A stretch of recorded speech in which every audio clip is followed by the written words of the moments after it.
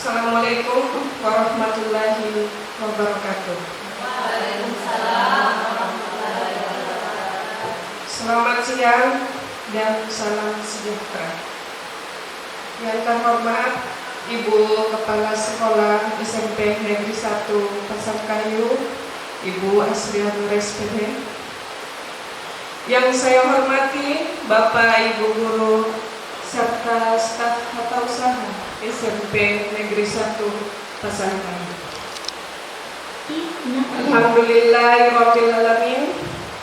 Salatu wassalamu ala asrofil anbiya'i wal mursalin wa ala alihi wa sahbihi ajma'in. Amma ba'd. Puji dan syukur kita panjatkan kehadirat Allah Subhanahu wa taala, karena atas berkat limpahan rahmat-Nya lah sehingga kita bisa berkumpul di tempat ini guna melaksanakan acara diseminasi budaya positif pada tanggal 19 Oktober 2023 dalam keadaan sehat walafiat.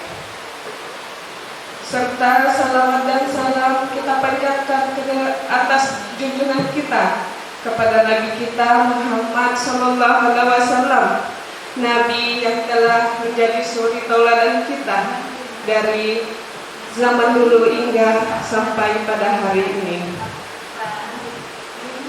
Bapak Ibu yang saya hormati, perkenankan saya menyampaikan susunan acara siang ini. Yang pertama yaitu pembukaan, yang kedua yaitu menyanyikan lagu Indonesia Raya, yang ketiga sambutan oleh Ibu Kepala Sekolah, dan yang keempat inti, serta yang kelima adalah penutup. Marilah kita buka acara ini dengan mengucapkan basmalah. Bismillahirrahmanirrahim. Acara yang kedua ialah menyanyikan lagu Indonesia Raya. Kepada Bapak Ibu kami persilakan untuk berdiri.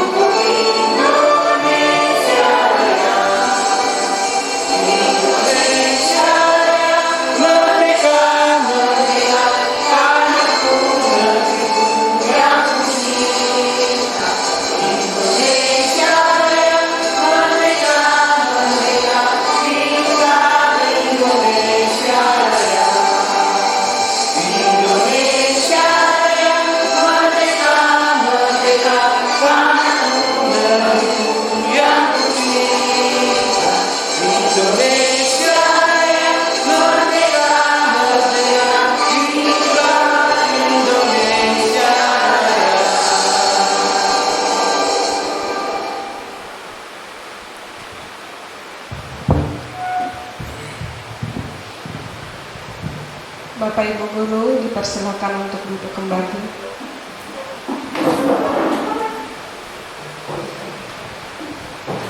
Cara selanjutnya yaitu sambutan oleh Ibu Kepala Sekolah. Kepada Ibu dipersilakan.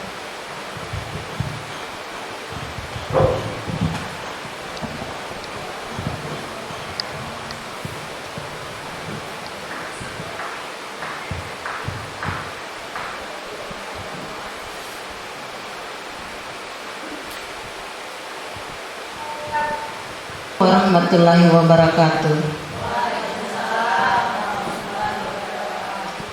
Bismillahirrahmanirrahim. Wa bihi nasta'in ala umuri dunya waddin wa ala alihi wa sahbihi ajma'in, amma ba'd.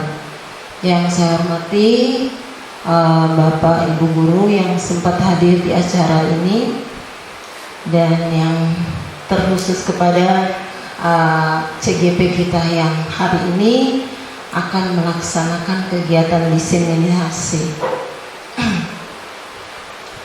Hari ini tak lupa kita memanjatkan puji dan syukur kehadirat Allah Subhanahu wa taala karena kita bisa berkumpul di tempat ini dalam keadaan sehat walafiat, dan tak lupa juga kita menyampaikan salam dan salawat kepada junjungan kita Nabi besar Muhammad sallallahu alaihi wasallam yang sudah mengantarkan kita pada jalan kebaikan, dan semoga kita semua selalu berada di dalam syafaat beliau, insyaallah.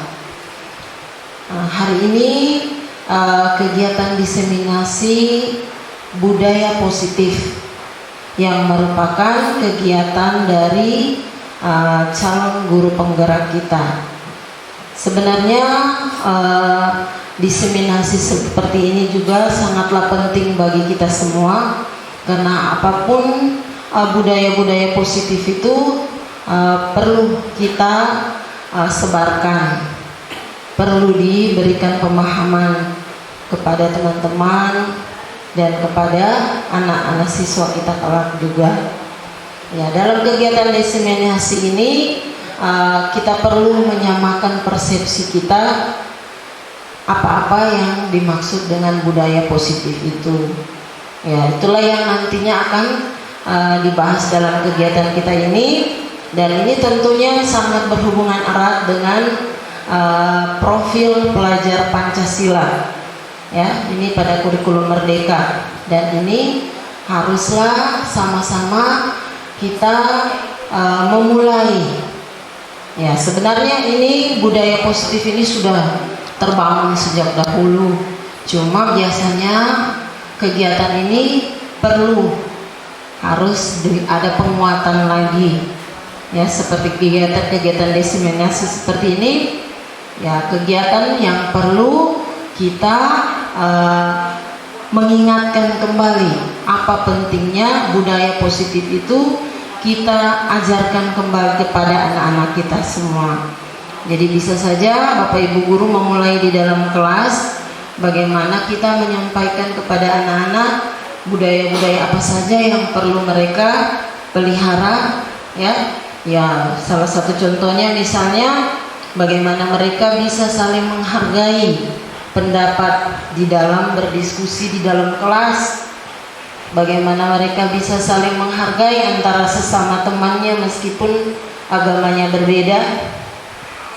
Ya, jadi banyak sekali sikap-sikap seperti itu yang merupakan nilai-nilai perwujudan dari Pancasila itu sendiri. Ya, kalau dulu sebenarnya kita sudah ini ada kegiatan P4 kalau zaman dulu, tetapi sekarang kita masuk pada kegiatan kurikulum Merdeka ini. Ya, tentu ini lagi yang dipertegas tentang profil pelajar Pancasila. Jadi mudah-mudahan kita semua bisa saling mengingatkan, karena ini kegiatannya sangat baik, dan mudah-mudahan teman-teman semua tetap bersemangat dan kita bisa saling mendukung untuk melaksanakan kegiatan-kegiatan positif yang berhubungan dengan guru penggerak ini, ya. Jadi mudah-mudahan teman-teman semua juga saya harapkan supaya saling mendukung. Apapun kegiatan yang kita laksanakan di sekolah ini dalam bentuk apakah dia mandiri ataupun dia berkelompok, yang pasti saya berharap kepada Bapak Ibu guru, marilah kita saling mendukung, ya, untuk kemajuan kita bersama di sekolah ini.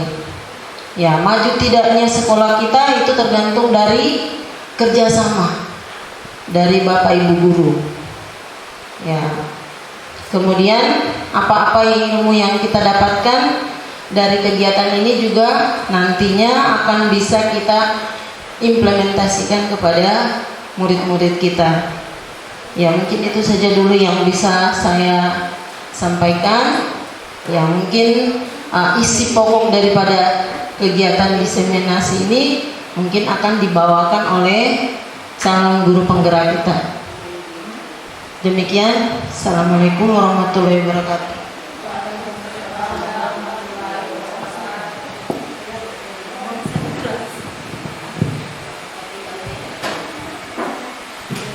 Terima kasih atas sambutan oleh Ibu Kepala Sekolah.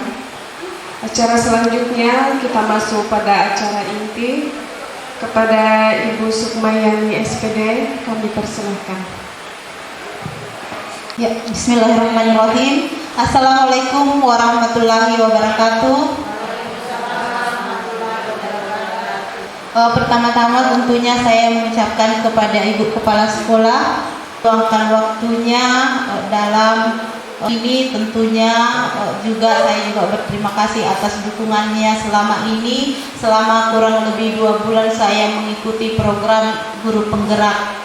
Terima kasih juga disampaikan kepada Bapak Ibu yang telah hadir memenuhi undangan diseminasi budaya positif. Saya di depannya Bapak Ibu ini bukan yang wow di antara Bapak Ibu, tetapi diseminasi ini adalah sebagai kolaborasi ya, untuk kita bersama mengetahui apa-apa saja yang telah kami dapatkan di guru penggerak tersebut. Jadi sharing ilmu intinya.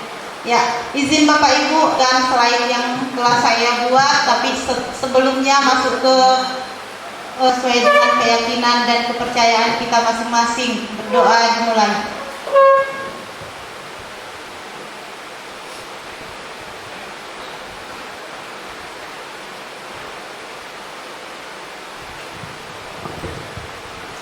Berdoa selesai. Tentang budaya positif, rancangan ini dibuat berdasarkan penerapan budaya positif di sekolah tidak berjalan dengan efektif selama ini. Murid hanya mengikuti peraturan sekolah karena untuk menghindari sanksi atau hukuman, bukan atas dasar kemauan mereka sendiri. Sedangkan tujuannya menumbuhkan kesadaran atau motivasi intrinsik pada siswa untuk menjalankan keyakinan kelas. Tujuan berikutnya adalah membangun budaya positif di sekolah dengan meyakini nilai-nilai kebajikan yang universal. Kemudian tolak ukurnya, mudah-mudahan setelah kita melakukan diseminasi ini bisa terbentuk keyakinan kelas dengan membuat kesepakatan kelas terlebih dahulu dengan murid tentunya, dan menjalankan keyakinan tersebut dengan penuh kesadaran dan tanggung jawab. Nah, ini adalah rancangan tindakan aksi nyata untuk budaya positif. Tujuannya adalah berbagi ilmu yang telah saya dapatkan selama mengikuti program guru penggerak. Dan yang ketiga, harapannya tentunya dapat berkolaborasi dengan semua warga sekolah untuk menciptakan budaya positif. Nah, sebelum kita ke budaya positif, menurut Bapak Ki Hajar Dewantara bahwa tujuan pendidikan adalah menuntun segala kodrat yang ada pada anak agar mereka dapat mencapai keselamatan dan kebahagiaan setinggi-tingginya, baik sebagai manusia maupun sebagai anggota masyarakat. Nah, apa sih budaya positif di sekolah? Mengapa budaya positif di sekolah itu penting? Nah, istilah budaya tentunya bukan hal yang asing lagi. Maksud dengan budaya? Kebiasaan suatu golongan. Ya, kebiasaan suatu golongan atau suatu aliran atau suatu sistem. Ya. Nah, kita ke pengertian budaya.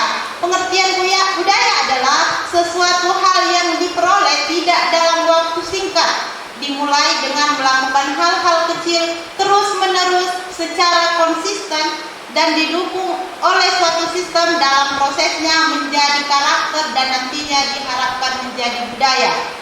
Budaya positif di sekolah yaitu nilai dan kebiasaan yang berpihak pada murid agar mereka dapat berkembang menjadi pribadi yang kritis, penuh hormat, bertanggung jawab sesuai dengan profil pelajar Pancasila. Ya, jadi diharapkan sama dengan budaya yang selalu kita bawa dari rumah, itu adalah budaya tabe. Jadi meskipun itu kita rubah kepada peserta didik kita, kalau itu sudah membudaya pada dirinya, itu akan mereka bawa di lingkungan mana saja, seperti itu. Nah, konsep budaya positif ini ada 8 inti daripada konsep ini, yaitu yang pertama adalah perubahan paradigma atau teori kontrol, yang kedua adalah makna, disiplin, dan nilai-nilai kebajikan, yang ketiga itu adalah motivasi perilaku manusia, yang keempat hukuman, konsekuensi, dan restitusi, kelima keyakinan kelas, keenam 5 kebutuhan dasar manusia, ketujuh 5 posisi kontrol guru, dan kedelapan itu adalah segitiga restitusi. Nah, ini adalah materi-materi yang ada pada budaya positif. Bermain Bapak Ibu boleh berpasangan. Jadi berpasangannya, jadi ada yang jadi A, ada yang jadi B. Nah, silakan ditentukan pasangannya, siapa yang mau menjadi A, siapa yang mau menjadi B. Nah, tugasnya A adalah mengepalkan salah satu tangan Anda. Cobalah Anda bayangkan bahwa Anda menyimpan sesuatu yang sangat berharga dalam kepalan tangan Anda. Anda perlu menjaga sesuatu tersebut sekuat tenaga karena itu sangat penting. Ya, itu tugasnya si A. Nah, kalau tugasnya B, bertugas untuk membuka kepalan tangan si A.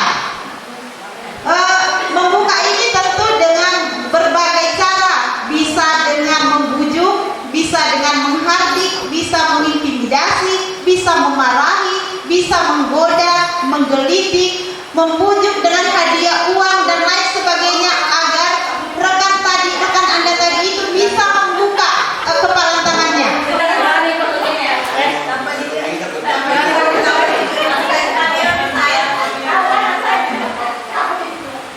Ya, silakan satu mengepalkan, satu membujuk. Dengan cara apa?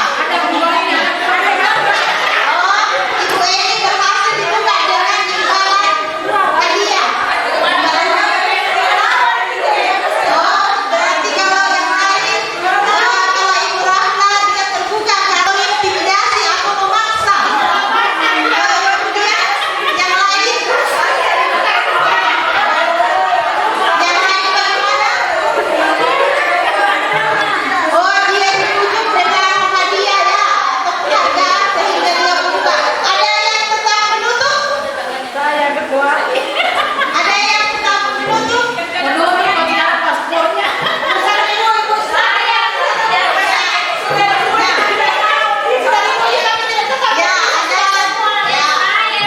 Ya.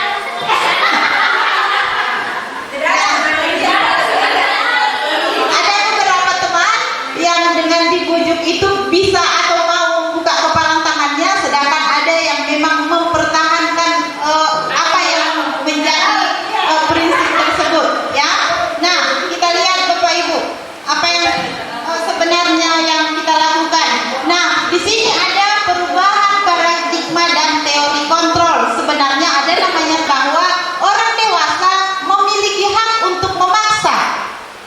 Ya, tapi sebenarnya itu tidak bisa, meskipun tadinya ada yang terbuka, tetapi dia menyerahkan dirinya untuk dikontrol orang tersebut, tapi sebenarnya itu dalam jangka waktu yang pendek. Bisa saja untuk yang lainnya itu dia tidak akan membuka dirinya, jadi dia membiarkan dirinya untuk dikontrol. Nah, kritik dan membuat orang merasa bersalah dapat menguatkan karakter. Itu sebenarnya adalah teori ilusi. Kita tidak bisa membuat anak-anak itu menjadi kuat karakternya dengan mengkritik atau membuat dia merasa bersalah. Itu namanya teori ilusi.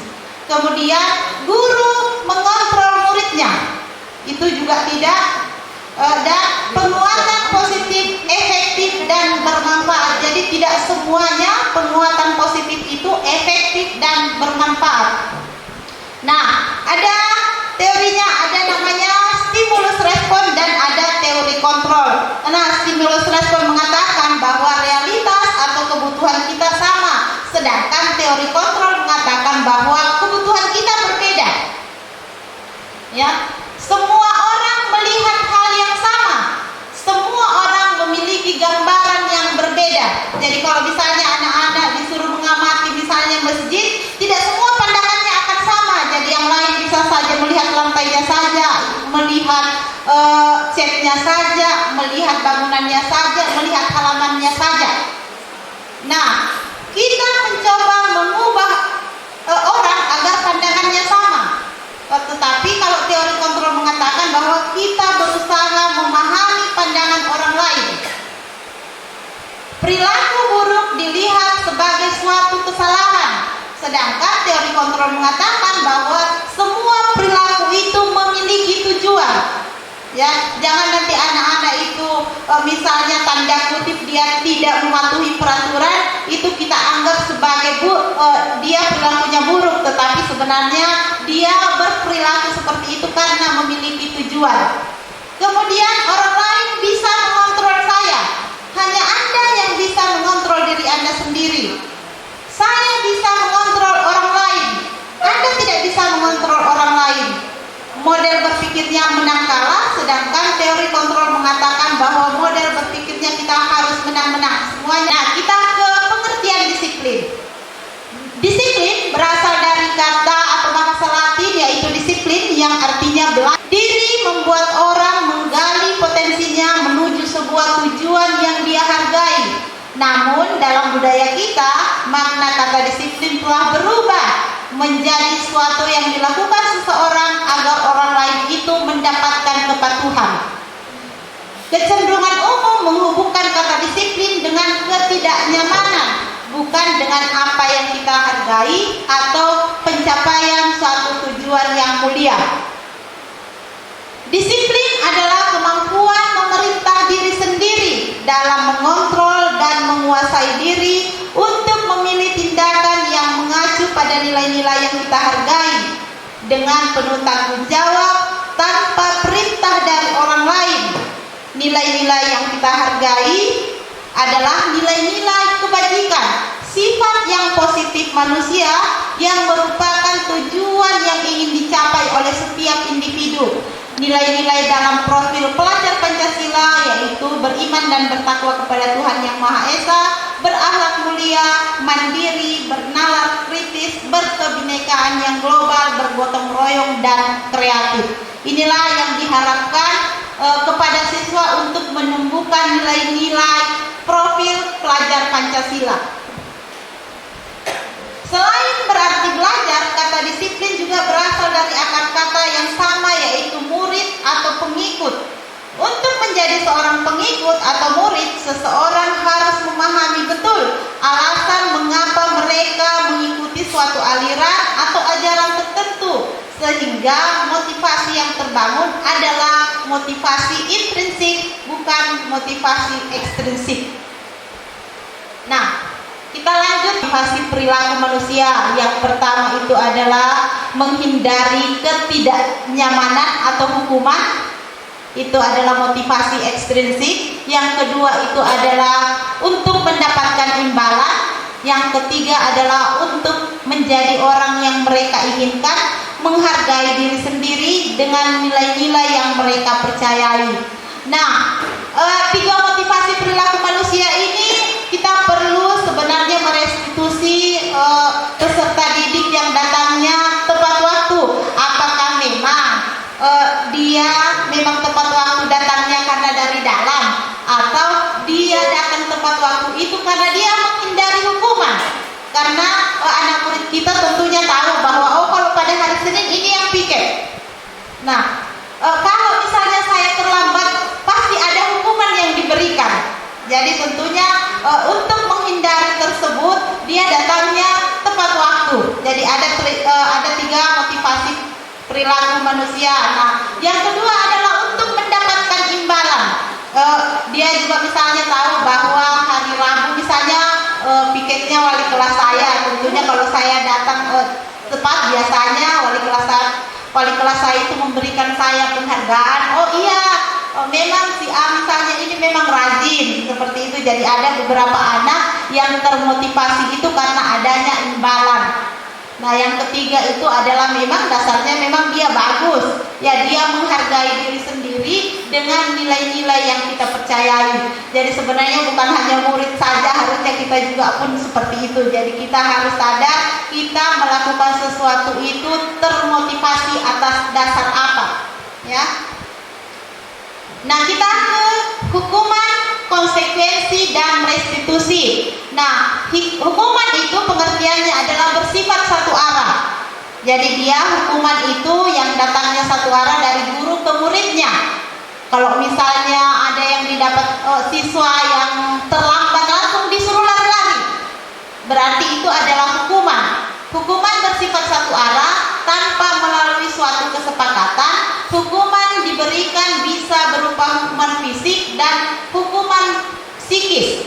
Sedangkan konsekuensi sudah disepakati bersama dengan murid. Ya, konsekuensi. Tapi murid tidak nyaman untuk jangka waktu yang pendek dan berdasarkan suatu data yang umumnya dapat diukur. Hadapi siswa kita itu diusahakan menghilangkan yang namanya hukuman, tetapi kita diusahakan merestitusi apa dalam tanda kutip itu melakukan tindakan yang tidak sesuai dengan peraturan sekolah. Itu diharapkan harapannya. Nah, di sini ada 8 contoh.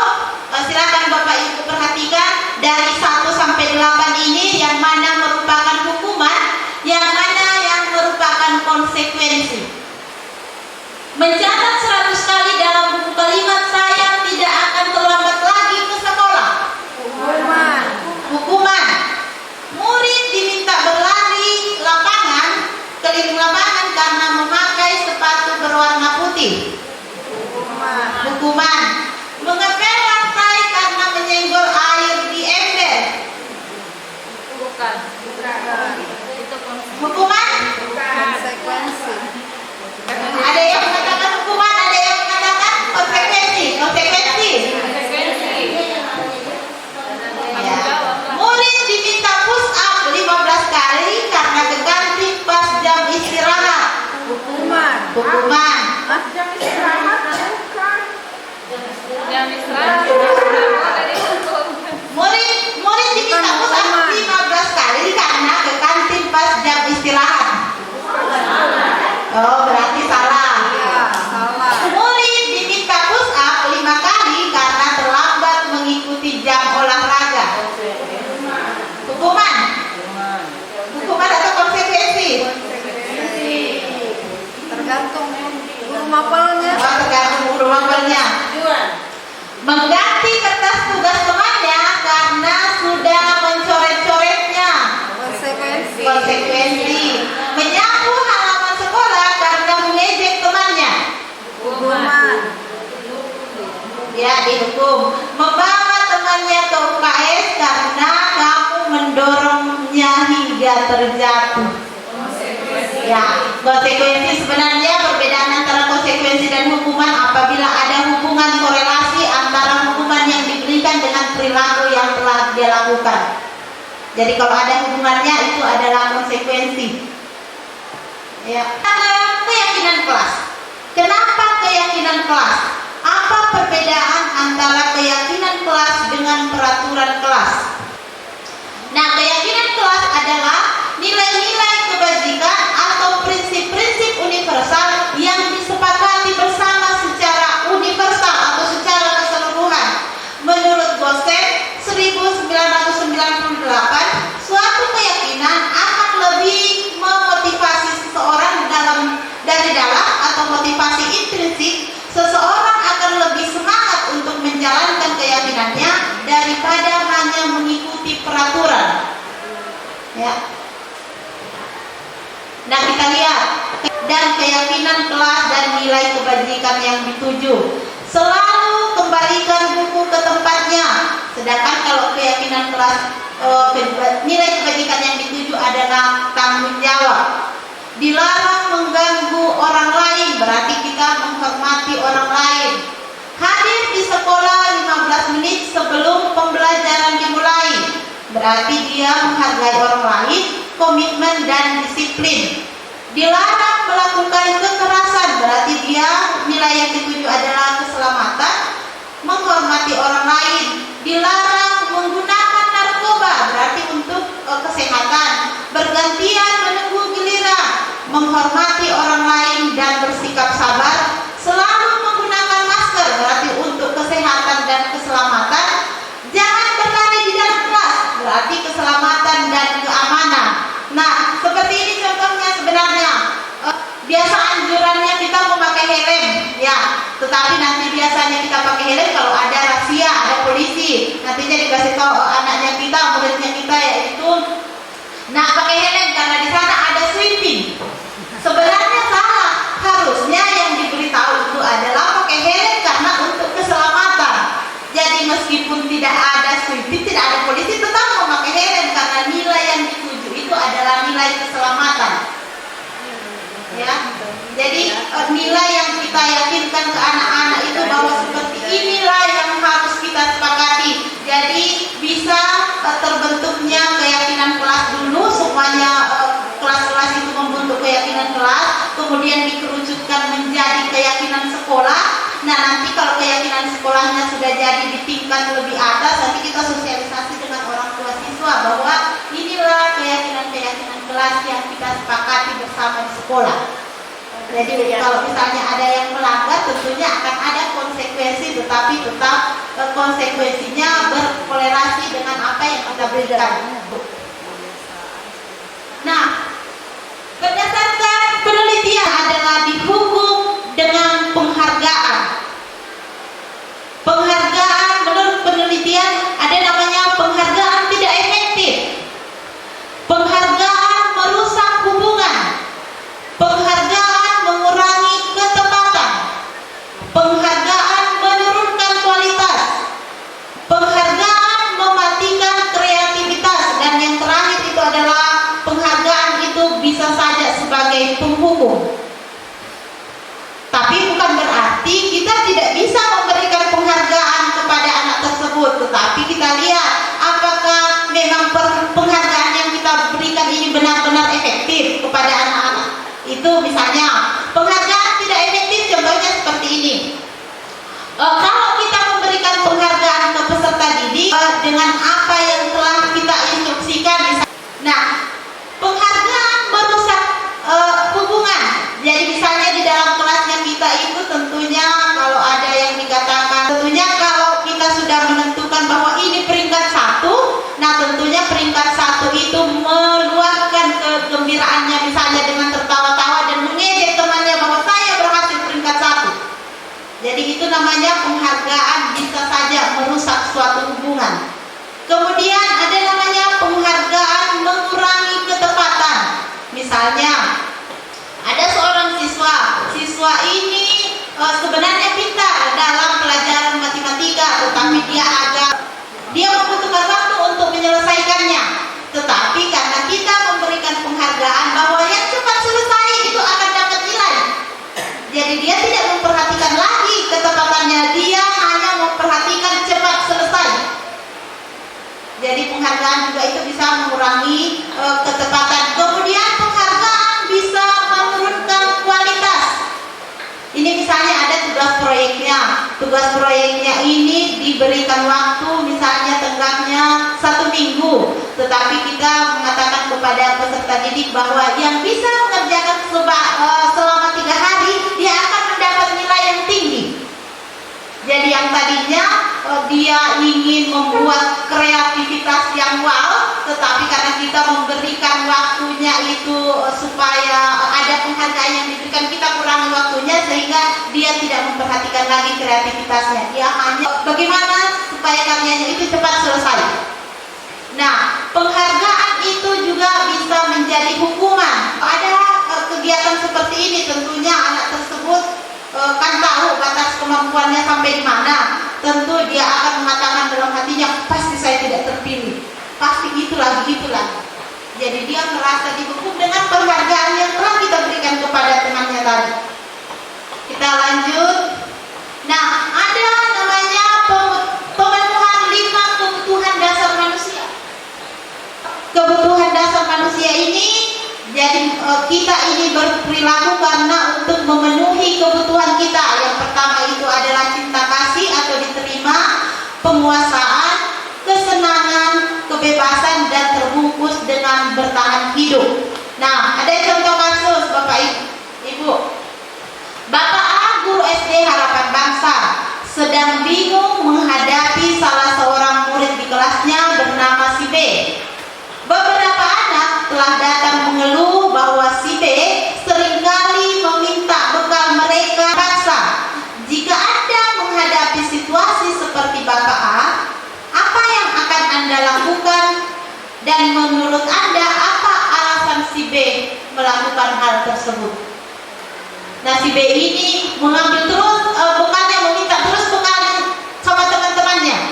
Membawakan Nah, ditanya lagi si B.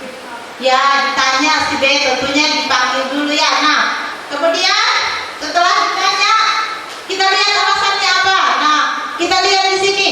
Dalam konsep budaya positif, kita sebaiknya mencari tahu alasan si B melakukan hal tersebut agar mengetahui kebutuhan yang mana sedang berusaha dia penuhi. Misalnya, si B lapar dan orang tuanya tidak membawakan bekal makan siang. Jadi pemenuhannya itu adalah dia bertahan hidup. Jadi jangan kita marahi anak-anak kalau memang dia kelaparan, dia hanya dapat mengambil makanannya itu karena bekalnya tidak ada misalnya. Ya, tergantung dari restitusi Bapak dan Ibu. Kemudian teman si B jadi perhatian. Dia suka kalau misalnya dia minta bekalnya temannya, dia diperhatikan sama temannya. Jadi ada siswa juga seperti itu, dia suka-suka saja, ya karena ingin diperhatikan sama temannya. Kemudian ada juga alasannya dia merasa hebat karena temannya menjadi takut dan menuruti keinginannya. Berarti dia dasar pemenuhannya adalah dia kuat, maksudnya dia lebih di atas daripada teman tersebut. Kemudian yang lainnya dia merasa bosan dengan bekal itu saja yang diberikan oleh orang tuanya, sehingga dia ingin bebas mencoba bekalnya temannya. Ya, nah yang terakhir adalah dia hanya iseng saja. Jadi kalau ditanya kenapa kamu ambil bekalnya temanmu, dia bilang iseng saja Bu. Saya hanya ingin melihat reaksi dari teman-teman, ekspresi dari teman-teman. Berarti dia kesenangan melihat ekspresi teman-temannya, karena beberapa murid itu tentunya memiliki karakter yang berbeda-beda, tergantung dari yang mana kebutuhan yang akan dia penuhi. Nah, kita lanjut. Kita kelima, posisi kontrol guru. Nah, ini adalah posisi-posisi kita. Yang pertama itu adalah penghukum, yang kedua itu pembuat merasa bersalah, yang ketiga itu sebagai teman, yang keempat itu adalah pemantau, dan yang kelima adalah sebagai manajer. Silakan Bapak Ibu menutup mata sejenak, membayangkan kira-kira Bapak Ibu ini mana paling banyak Bapak Ibu melakukan ini. Apakah Bapak Ibu itu sebagai penghukum, apakah pembuat merasa bersalah, atau sebagai teman, atau pemantau, atau manajer? Kira-kira di mana Bapak Ibu sering memposisikan dirinya? Sebagai teman. Sebagai teman. Kemudian kalau saya ditanya seperti ini, sebagai apa tergantung dari masalahnya, karena kadang-kadang biasanya kita juga memposisikan diri sebagai penghukum. Ya, sebagai pembuat merasa bersalah. Ya, kamu sudah dikasih tahu jangan terlambat, kamu terlambat terus. Ya. Sebagai pemantau juga biasa, Bapak Ibu. Ya, semuanya ada. Makanya 5 posisi kontrol guru. Nah, ya biasa sebagai penghukum, membuat merasa bersalah, sebagai teman.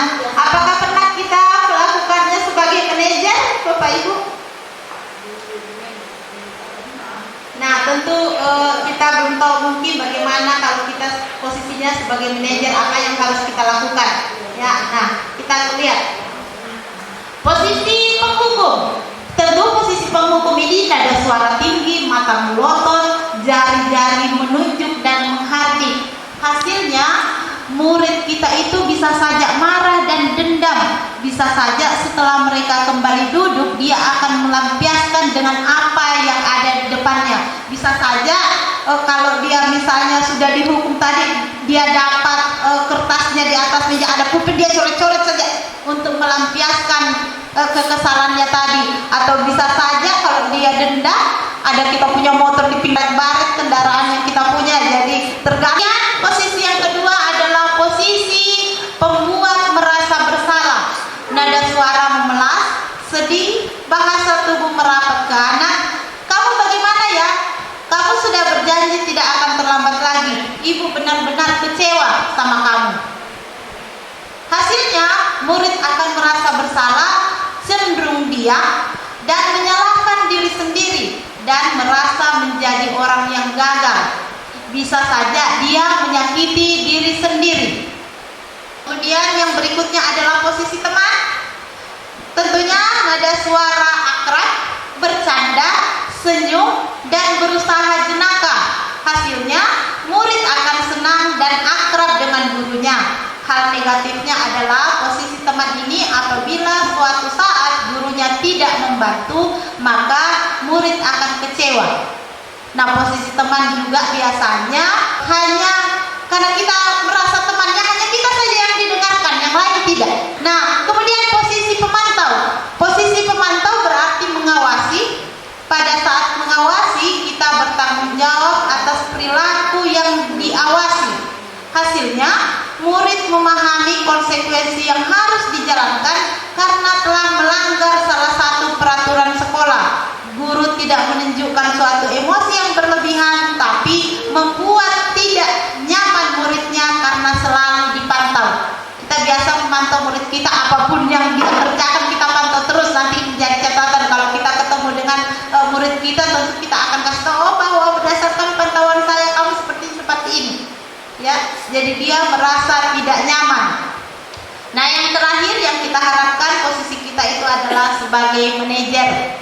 Dalam posisi ini di mana guru berbuat sesuatu bersama dengan muridnya, mempersilahkan muridnya bertanggung jawab atas apa yang dia lakukan, mendukung muridnya agar dapat menemukan solusi atas permasalahannya sendiri. Pada posisi ini, murid diajak untuk menganalisis kebutuhan dirinya maupun kebutuhan orang lain. Di sini penekanannya bukan pada kemampuan membuat konsekuensi, namun dapat berkolaborasi dengan murid bagaimana memperbaiki kesalahannya. Teman atau pemantau. Tetapi di sini teman pemantau ini mengharapkan imbalan atau ketergantungan pada orang lain. Sedangkan untuk posisi manajer, kita bisa menghargai diri sendiri dan menghargai orang lain. Nah, ke langkah-langkah segitiga restitusi.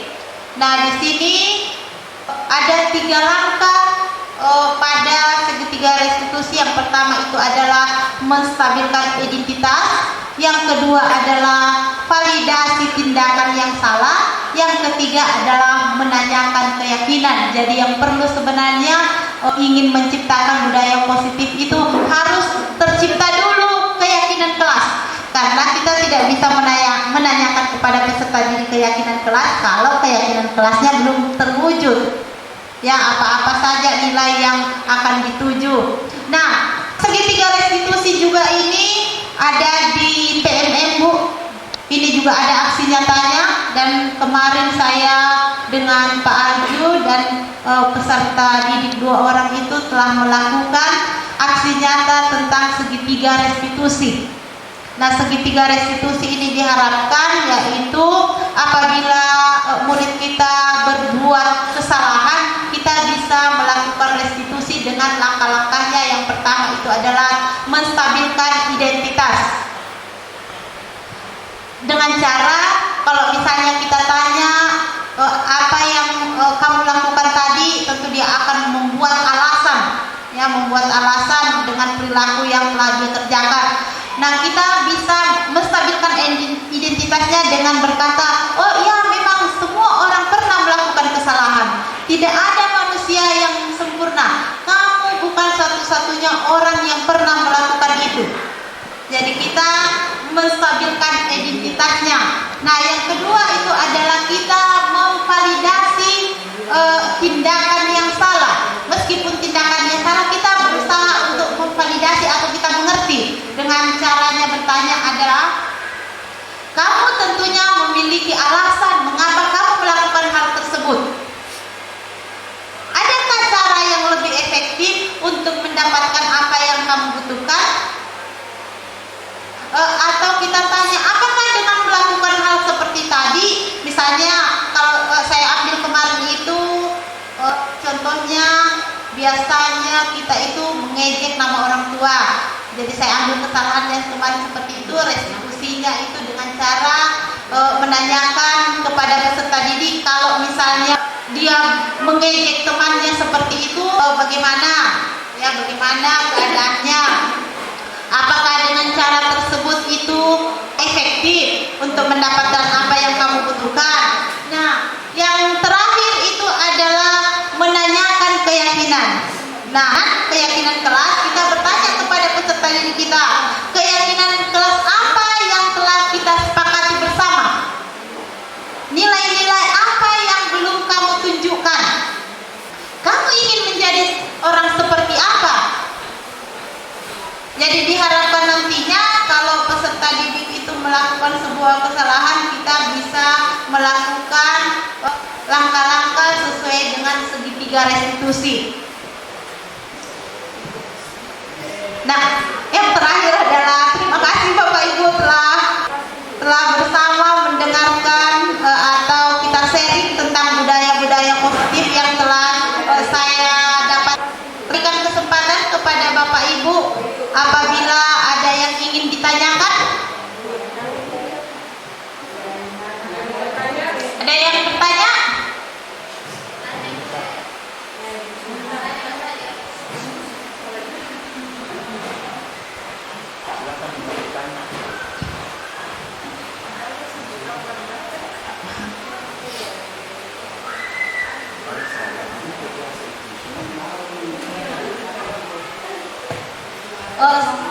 Sharing untuk yang kemarin setelah saya mendapatkan materi ini, saya kebetulan bukan wali kelas, sehingga untuk membuat keyakinan kelas tentu tidak bisa saya lakukan. Jadi saya kemarin coba-coba untuk membuat keyakinan organisasi, nilai-nilai apa saja yang mereka yakini.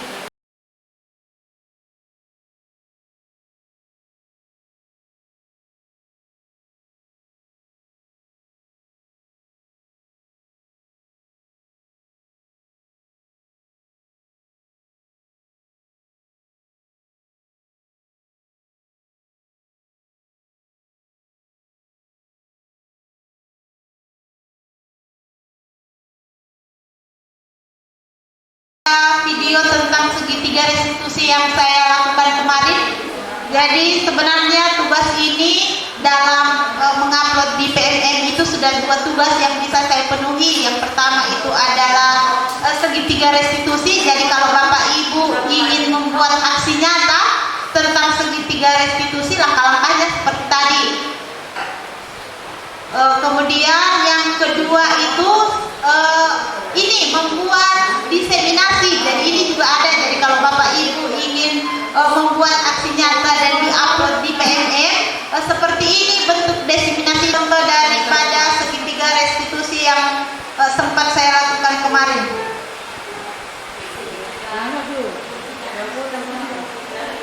Tetapi ini adalah editan, yang mengedit itu adalah masih junior, jadi seperti ini hasilnya.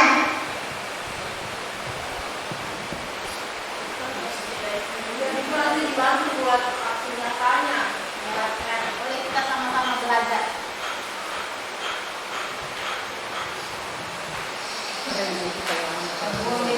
Kena dia aku saat belajar.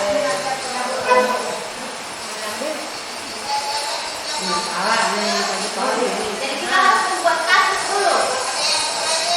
Kecicilan aku di situ. Tidak ada Arif di Wangga. Wah, ini tahu.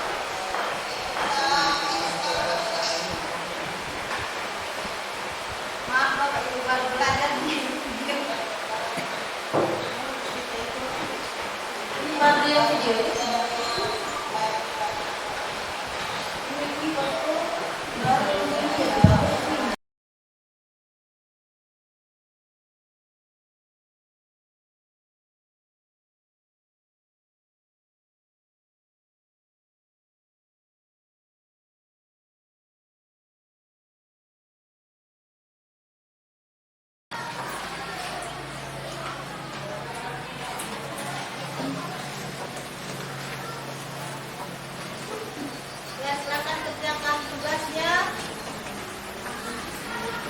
Ada yang bertanya, silakan angkat tangan.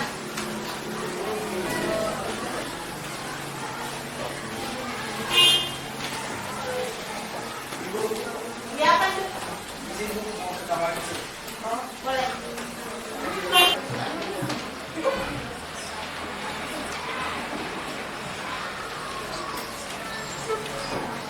Kurang ajar. Awas kamu. Wenda, ada apa nak? Pandu, Bu. Pandu. Pandu. Nah,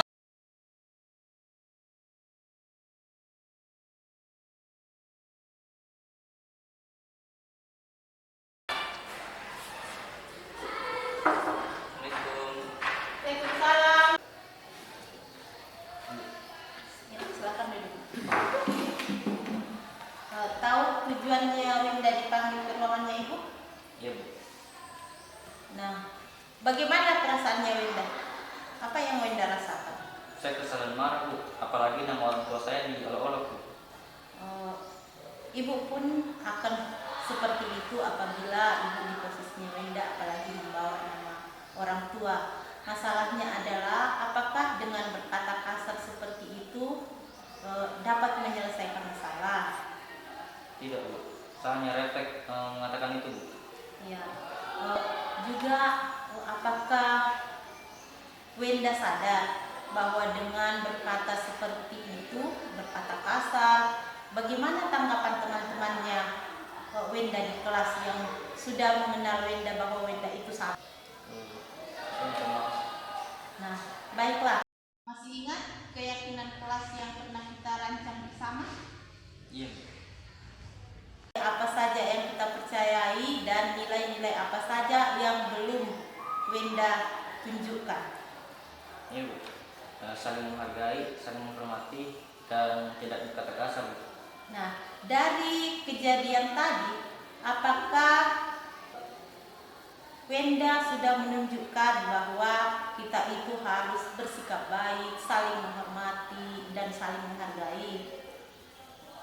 Bukan. Ya. Di sini Ibu tidak mencari kesalahannya Wenda, tetapi di sini kita ingin menyelesaikan masalah. Nah, menurut Wenda kira-kira dari persoalan ini apa yang Wenda lakukan untuk menyelesaikan? Saya akan minta maaf, Bu, dan saya akan berjanji. Asalkan Pandu juga berjanji, Bu. Ya, baiklah, karena Wenda sudah menyadari kesalahannya.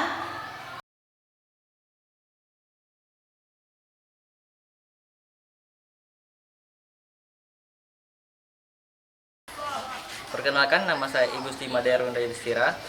Setelah saya mendapatkan bimbingan dari Ibu Sukma, saya senang karena saya tidak dimarahi Ibu Sukma. Dan saya akan berusaha untuk menahan emosi saya saat belajar. Terima kasih.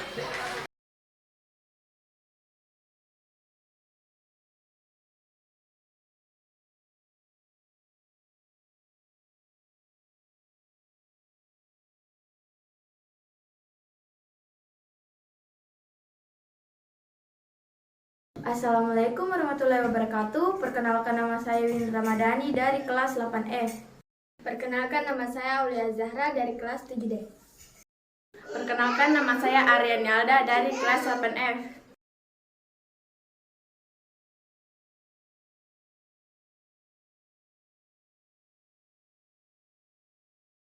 Sangat senang. Senang sekali. Sangat bersemangat.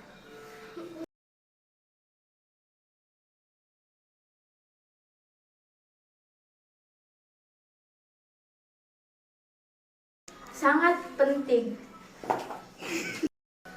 Sangat penting. Ya, sangat penting.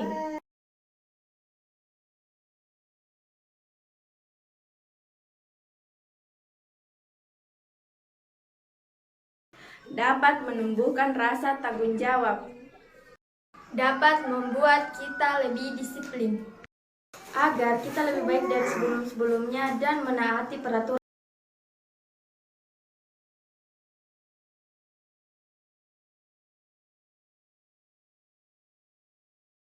Semoga secepatnya keyakinan kelas dibentuk di kelas saya juga. Mudah-mudahan secepatnya di kelas saya dibentuk keyakinan kelas. Saya berdoa semoga di kelas saya juga dibentuk secepatnya keyakinan kelas.